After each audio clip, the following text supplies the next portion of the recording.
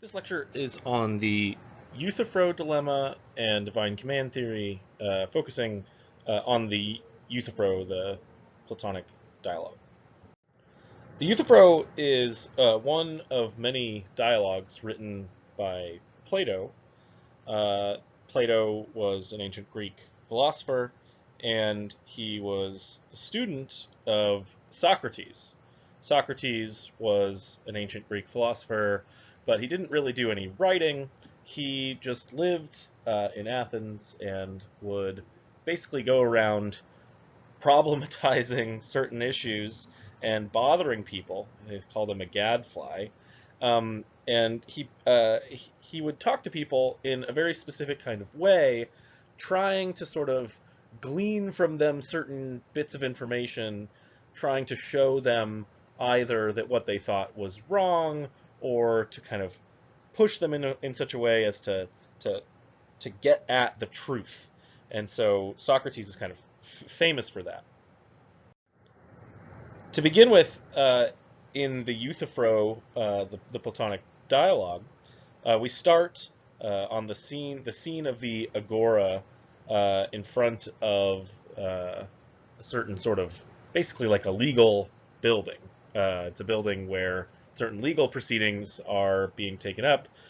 Socrates runs into Euthyphro, where the two are basically both going to be interacting in some legal capacity for various purposes. The two sort of main players in the dialogue, Plato actually isn't even really part of this one, is just Socrates and Euthyphro. So the discussion here just occurs between these two individuals. The debate that Socrates and Euthyphro have, or the discussion that they have, concerns the nature of piety, where we can think of piety as akin to religious goodness. So a pious person is someone that is doing right in the eyes of God, or something like that. Now, the two of them are, again, at a sort of court, and they each are there for different reasons. So Socrates is at this court because people have gotten really annoyed with him as he's been sort of running around Athens, complaining to people, talking to people, bothering people, getting them to sort of question their own ways of thinking. Some people in charge have sort of taken a distasteful attitude towards him and have actually charged him with corrupting the youth. Euthyphro, on the other hand, is at the court bringing up his own father on charges of impiety. I think the story goes that Euthyphro's father had, there was like some sort of altercation between some of his father's slaves, and he had taken one of the slaves and done some sort of punishment that ended up resulting in the slave dying. And so Euthyphro, being the extremely morally good person, the extremely pious person, thinking that what his father had done was wrong, decides to actually take his father up on charges and take him to court. Now, sort of relating the notion of piety to what we're actually interested in talking about, morality, we can sort of, the entire time you read this dialogue and everything you think about whenever I'm talking about piety here, you can sort of see piety in a different way.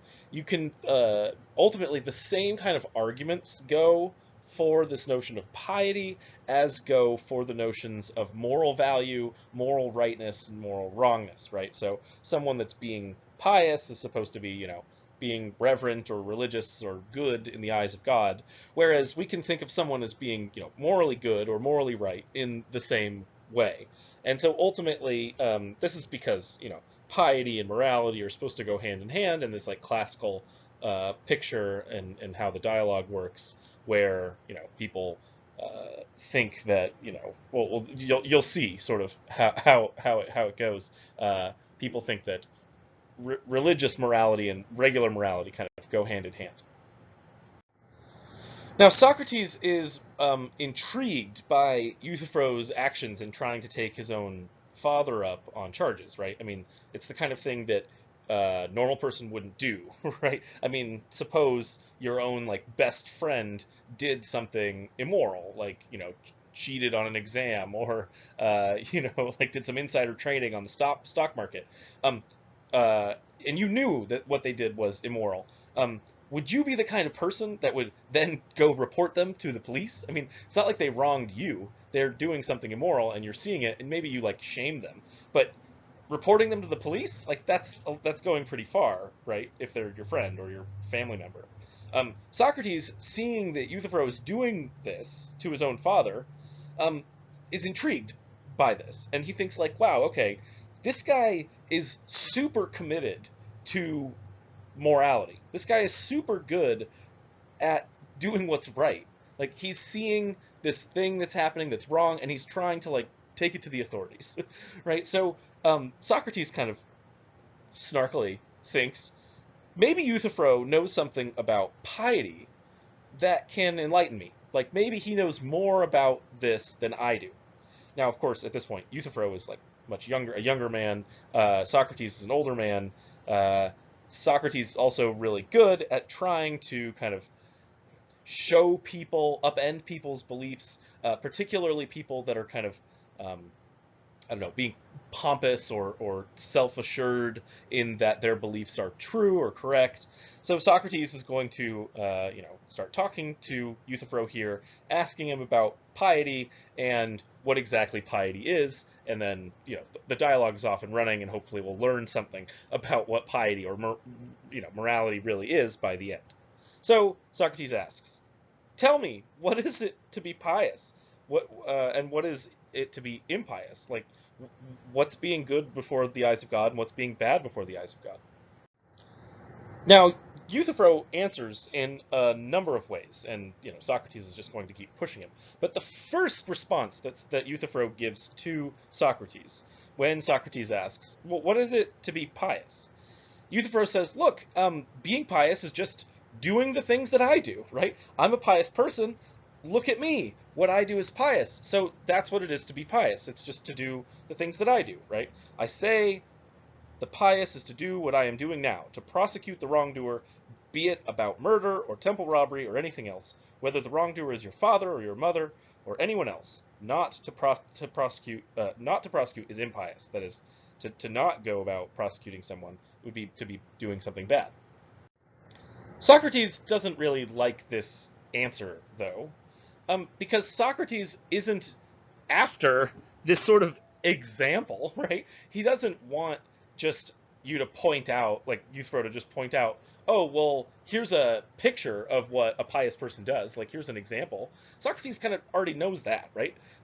What Socrates wants is an explanation of what it is for an action to be a pious action or a good action, right? He wants an explanation. He wants something deeper. He wants like a definition of what it is for someone to be pious or some action to be pious, and for some action to be impious. Um, Now, what exactly is it to give a definition of being pious or being morally good or being impious? Um, Socrates is looking for what we might think of as the sort of facts behind the word, right? The meaning of the word, the kind of features that certain actions share by which they can count as being called pious. And so ultimately, what we're looking for here is the deep explanation of the nature of piety, or the definition of what piety is as, a property of actions, is that property that each of these actions share, that feature of each of those pious actions. Like, what exactly is it that makes them similar or the same with respect to their being, good in the eyes of God in some sense? And so once Socrates is sort of pushed back on Euthyphro with his sort of first response, Euthyphro returns and he's like, "Well, okay, let me take a shot at this. Let me try to give you a real definition." And so his first definition, the first definition that Euthyphro tries to give, is something like this. Well, look, actions that are pious, actions that are good in the eyes of God, are those actions that are loved by the gods. And impious actions, actions that, the gods dislike, are those actions that are hated by the gods, right? So what it is for an action to be a pious or a good action is for it to be the kind of action that the gods are in approval of, right? They're like, yeah, good job, like, I like that. And what it is for an action to be impious is for it to be that the gods dislike that action, right? So the idea here is just, if you're to do a morally good thing is to do something that the gods would approve of, and to do a morally bad thing would be to do something that the gods would disapprove of. Now, Socrates takes this definition into consideration and immediately comes up with a problem for it. He kind of problematizes the definition and gives a counterexample. He thinks, well, wait a minute, okay.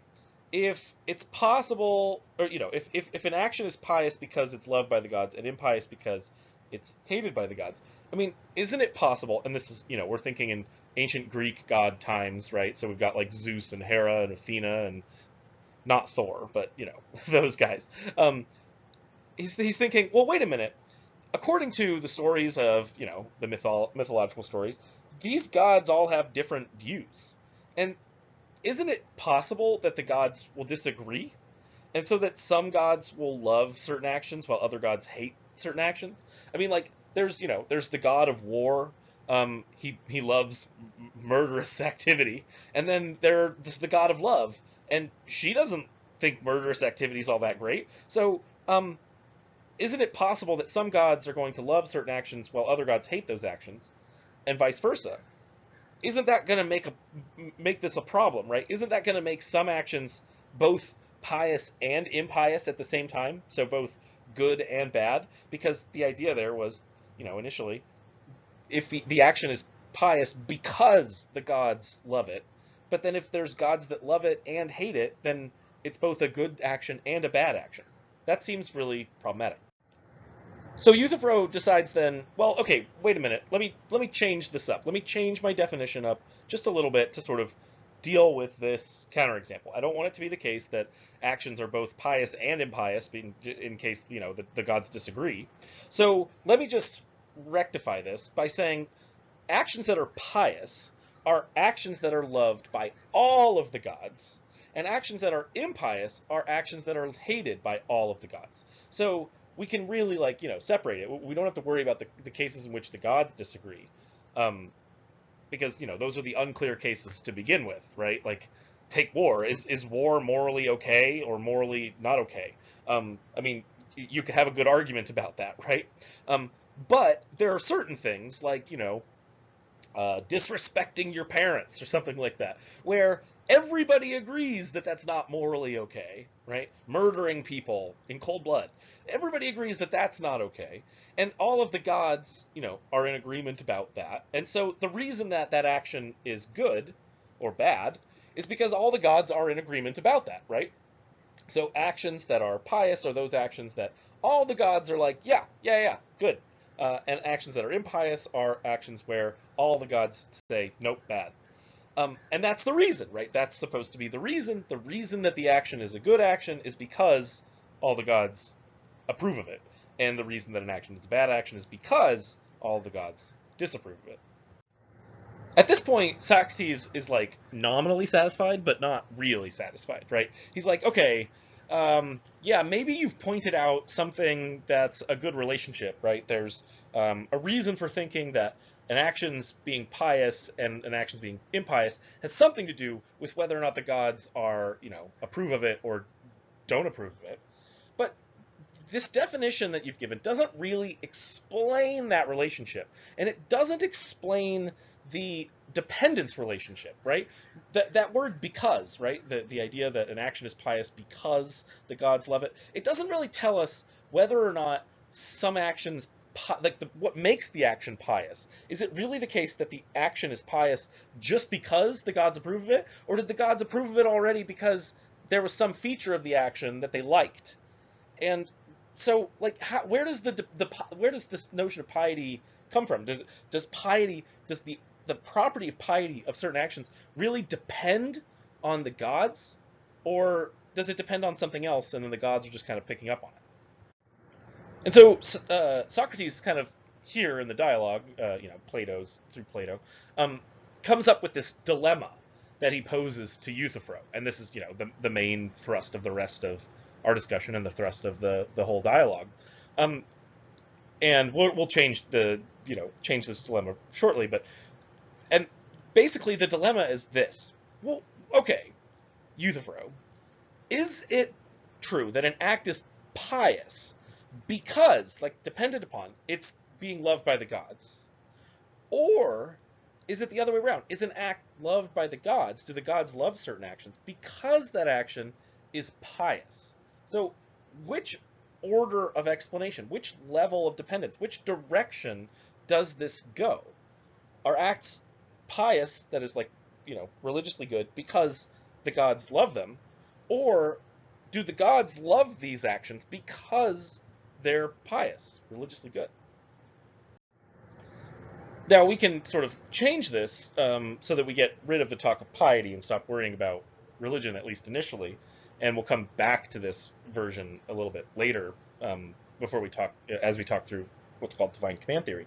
But so you can think of this dilemma, and it applies across the board in a lot of ways, having to do with moral value and moral rightness and wrongness. And it works. So it works just as well in this kind of way, right? Think about it this way. Is an action right because God thinks it's right? Or is it an action, or does God think that an action is right because it is right? So, like, where's the level of dependence here? Does God somehow make actions right? Or does God think something is right because he sees that it's right?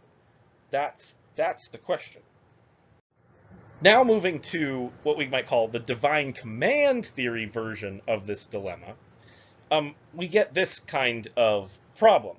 The question then becomes, is an action right because God commands it, or does God command certain actions because they are right?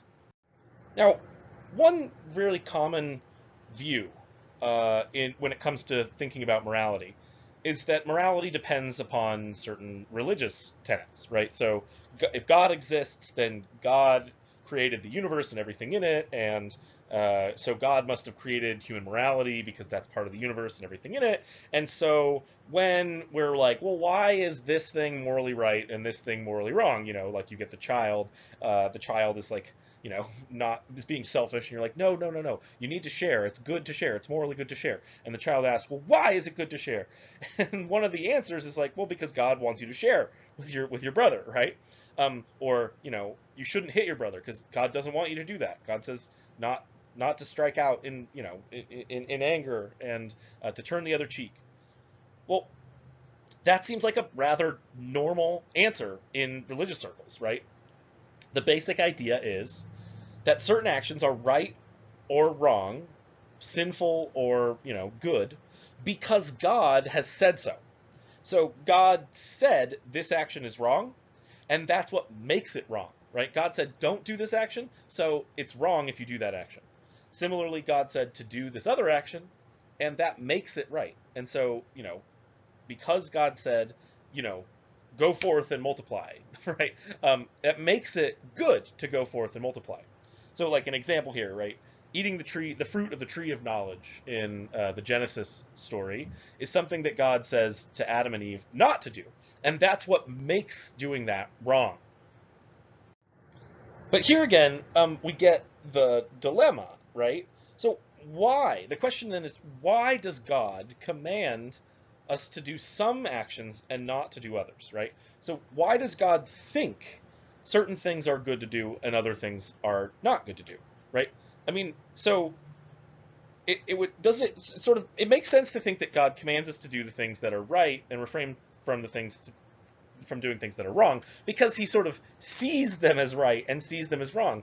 But does it depend merely on his whims, or does he see through these actions and actually, like, recognize some feature of them that is good or bad, and that's why he commands them? So again here, the issue is a matter of dependence.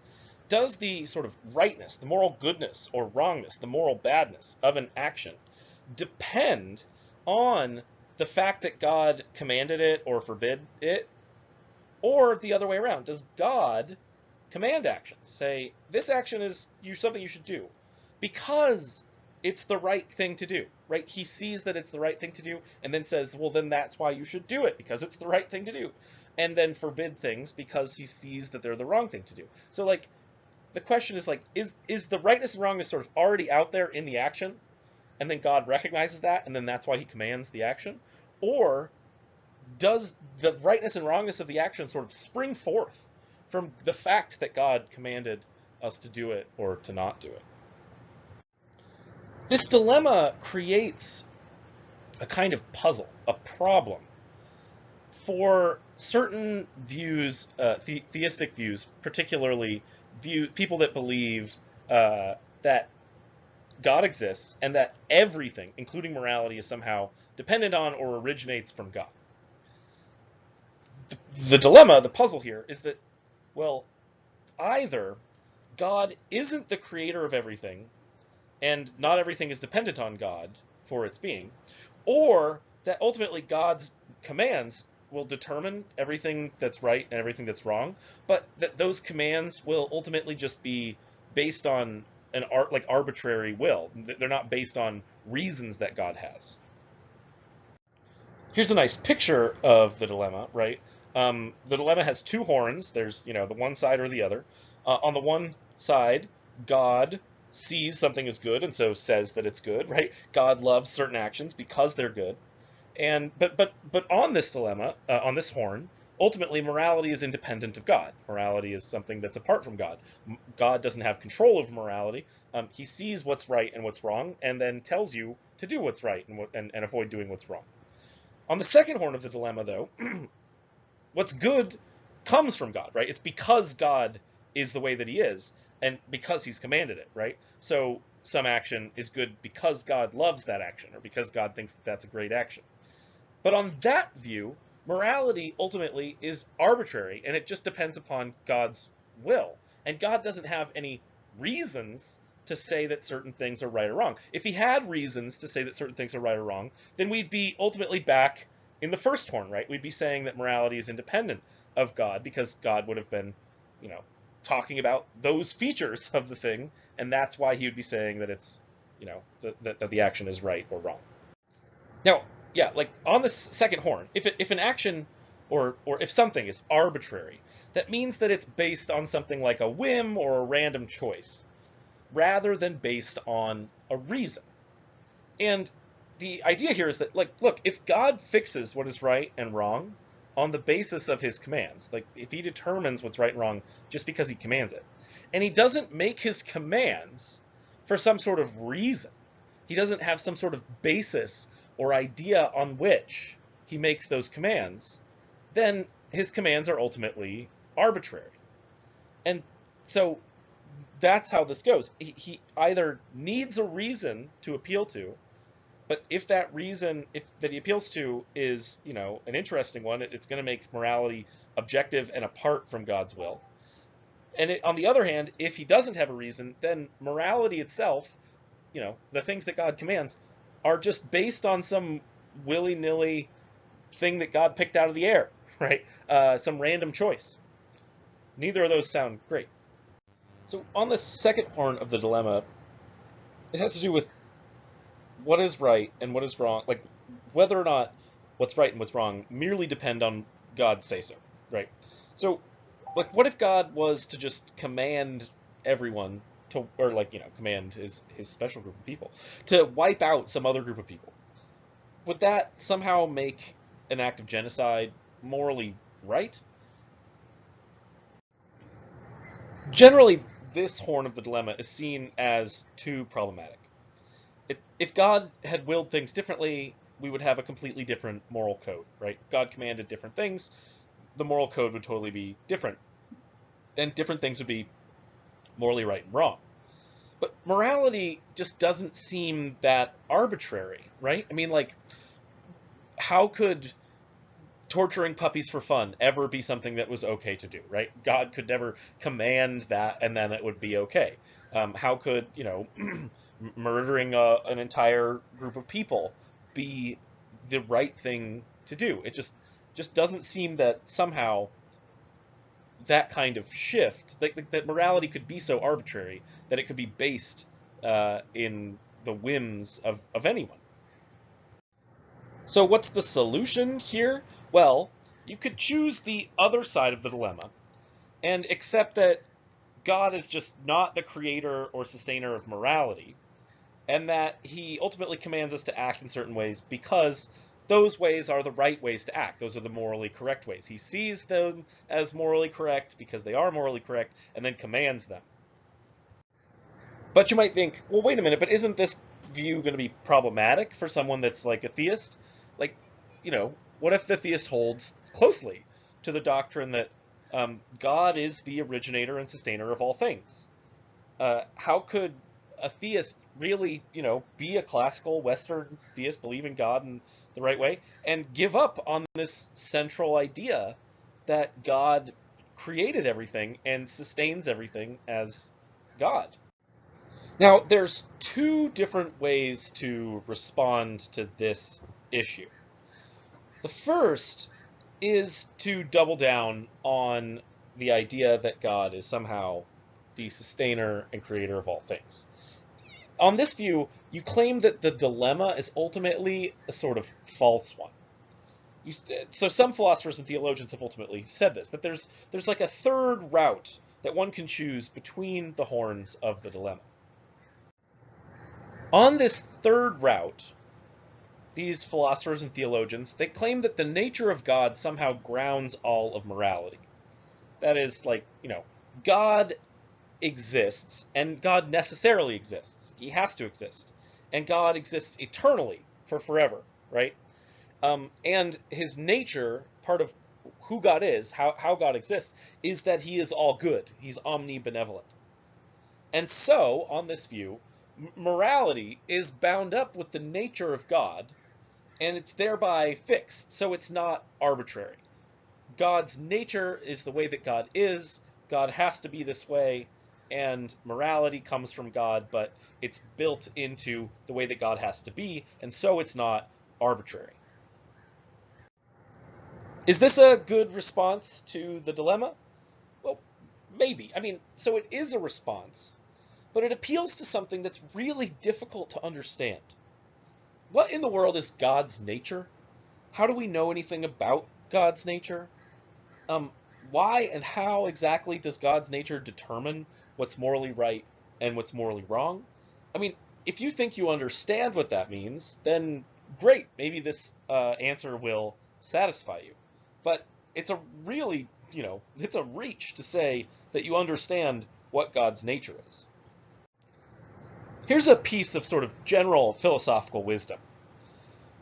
When you're trying to explain something that's difficult, a philosophical idea or just anything, and that thing is sort of already difficult to understand and mysterious in some ways, in order to explain that thing, it's a bad idea to appeal to something else that's equally difficult to explain, understand, and equally mysterious, right?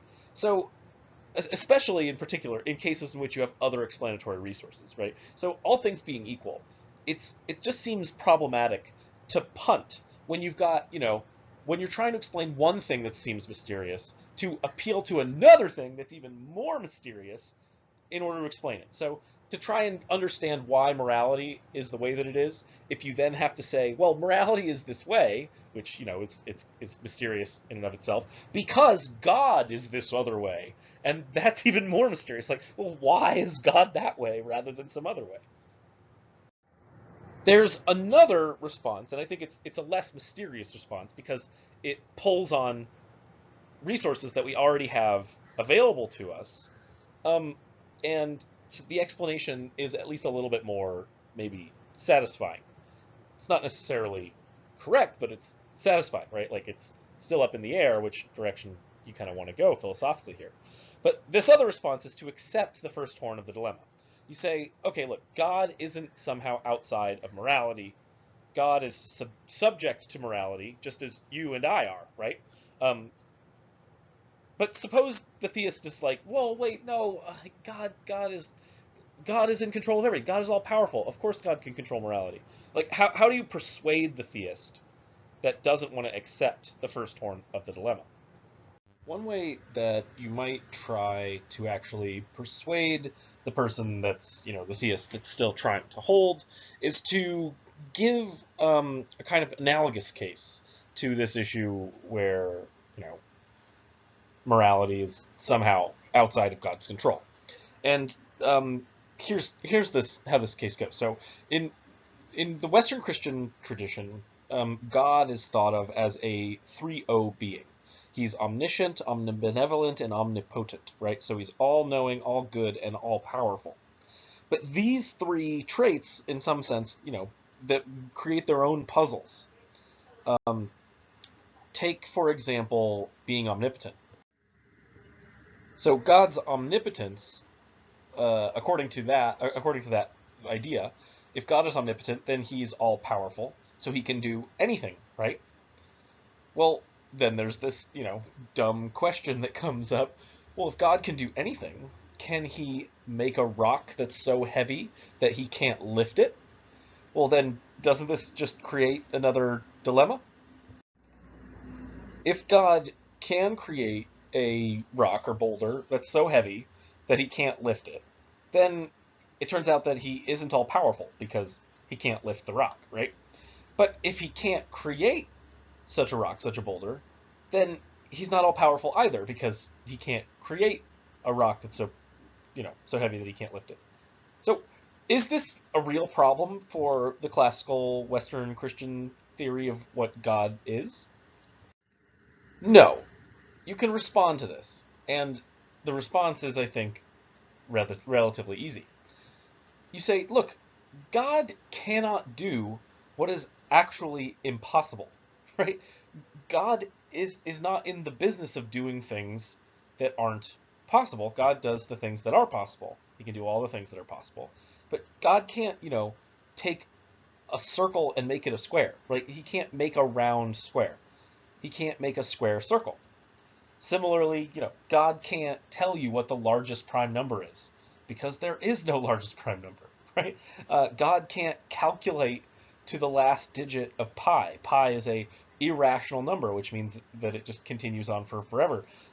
There is no final digit of pi. God cannot do things that it's impossible to do, so it's just out to say, it's one of those things, like the idea of being able to make a boulder that's heavier than one can lift. That's just one of those things. It's something that's impossible. God's power isn't going to extend beyond what's possible, right? So God can only do what is possible, but that's not somehow a limit on his power, right? He can still be all powerful even without being able to do what's actually impossible. If this is right, then it turns out that there are some things that are, in a sense, outside of God's power and control, right? Even though, we say this thing, all things are possible with God, that doesn't mean that God can make the impossible possible. Being all powerful, it only requires the power to do anything that is actually possible. The power doesn't apply in cases of what's impossible.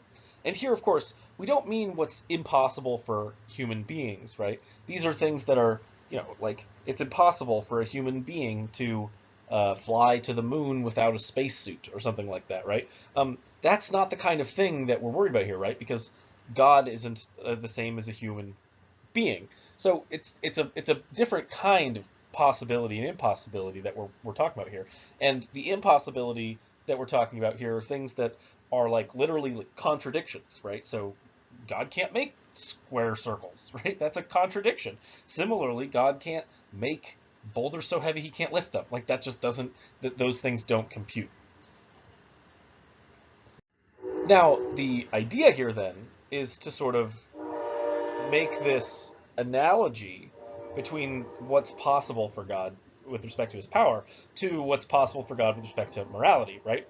If God is subject to the limits of possibility, that is, whatever is possible, like the limits of what's possible or the things that God can do, then maybe it's similar with respect to the limits of morality, right? So God is subject to the structure that morality places on the world. God can so God couldn't make an immoral action into a moral one in the same way that God can't make a square into a circle, right? Or vice versa, right? So like the idea would be like, why should we think that it's possible for God to change something that's moral into something that's immoral, or vice versa?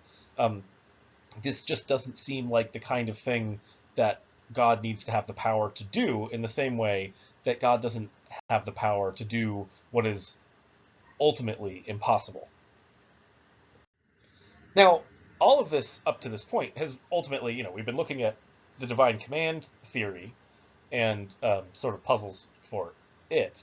But ultimately, if divine command theory, if you end up accepting that the first horn of the dilemma, and then accepting that morality is sort of outside of God's control, then you also have to recognize that, well, okay, so if God commands what's good because it's good rather than the other way around, then morality itself sort of exists whether or not God exists, right? So all of the stuff that we've been discussing so far assumes the existence of God. But on the first horn of the dilemma, morality sort of is around outside of the possibility of God's existence. So there seems to be another kind of version of this moral dilemma that we're having, or that we're discussing, even if God doesn't exist, right? So the dilemma and the divine command theory both have been focusing on the relationship between morality and God, but suppose that God just doesn't exist. The dilemma is still going to arise.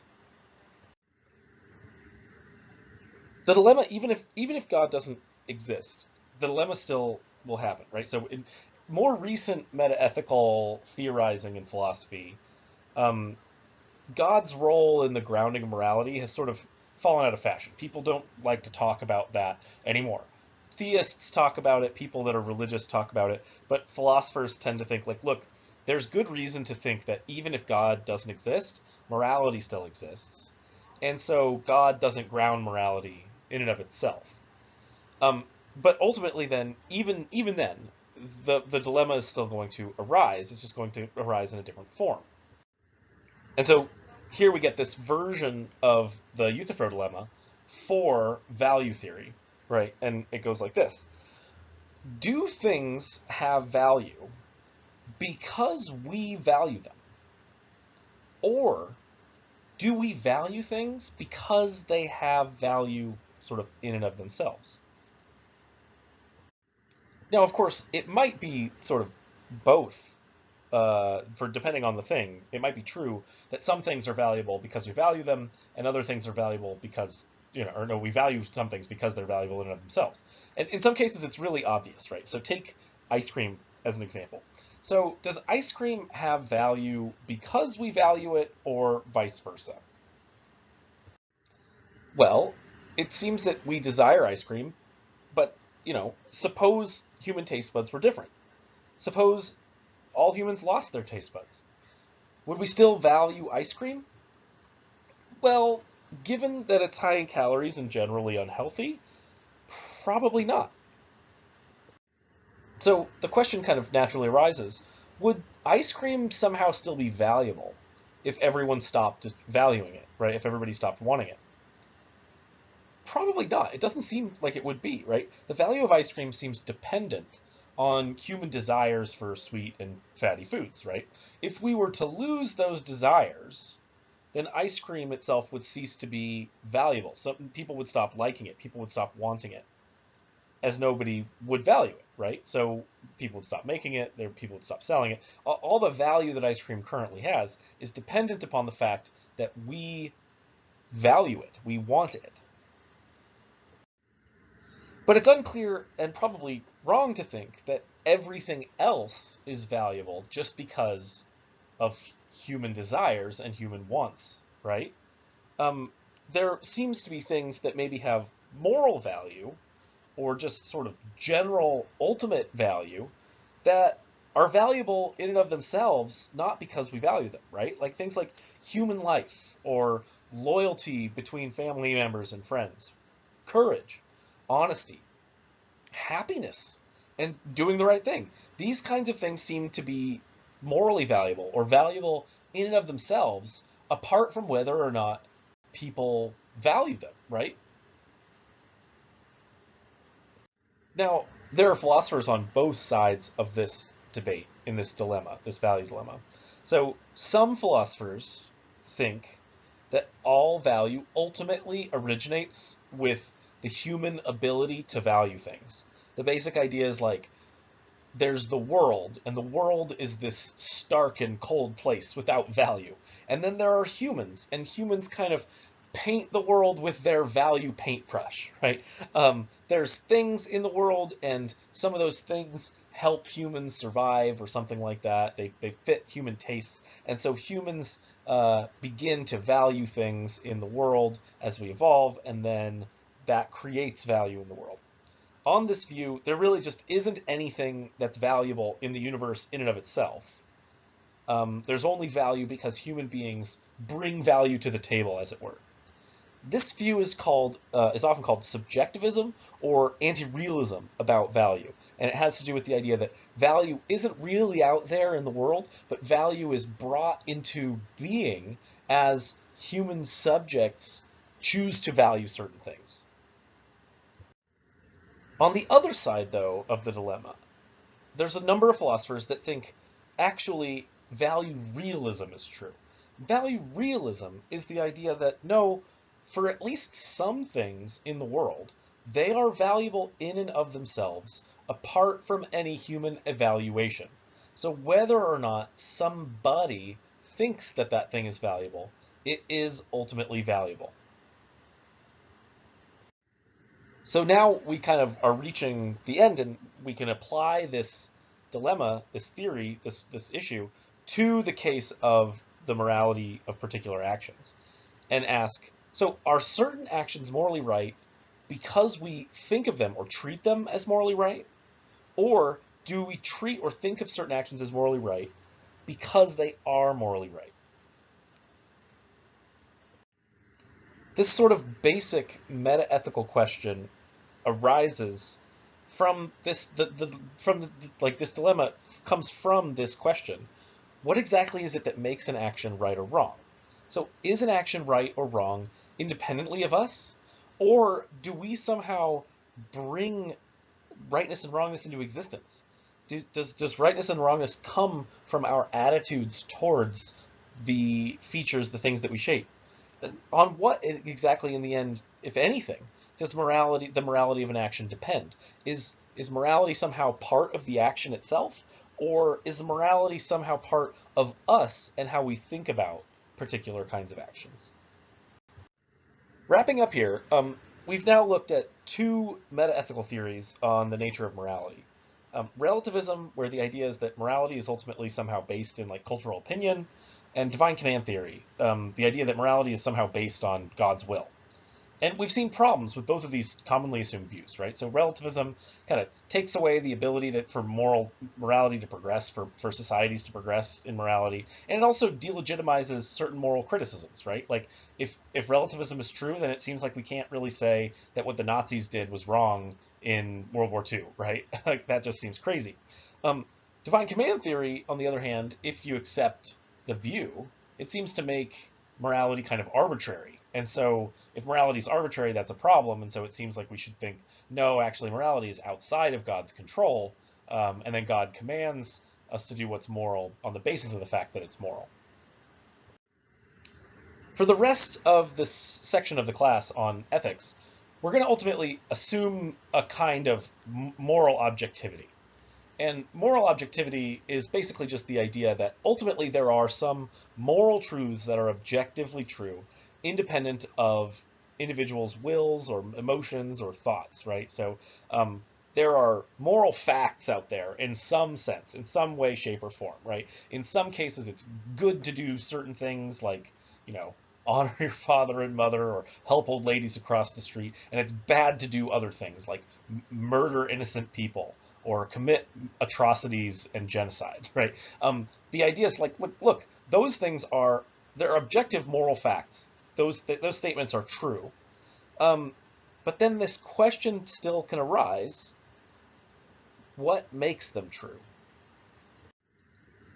For the rest of this sort of section on ethics, we're going to ask this question: what explains the moral facts?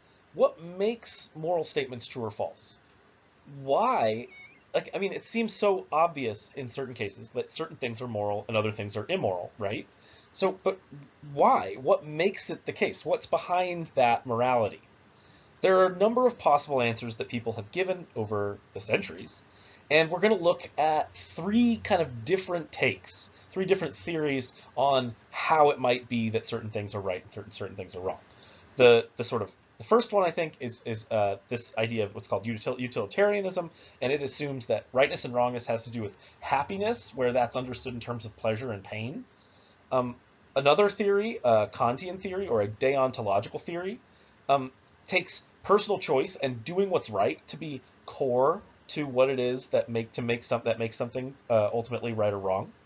And then finally, an Aristotelian or virtue ethics view of morality says that we should understand the morality of situations and actions and individuals on the basis of whether or not the person is living a good life and trying to be a good person.